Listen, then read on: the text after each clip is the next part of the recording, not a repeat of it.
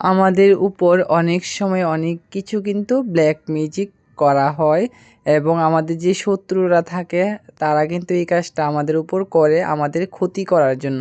এবার এই কাজটা কিভাবে সম্ভব, এই কাজটা কি করলে এই কাজটা করতে পারে ওরা, আজকে আমি তোমাদের সঙ্গে এটাই শেয়ার করব।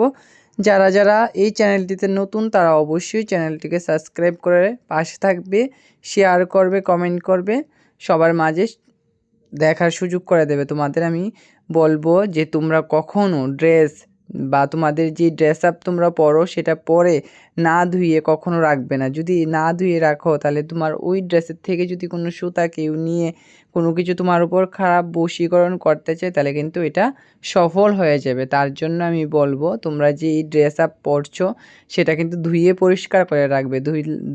একবার ধুয়ে নিলে তোমার শরীরের যে গন্ধটা ওইটার মধ্যে থাকবে না আর তোমার উপর খারাপ কিছু করা যাবে না। জয় মা।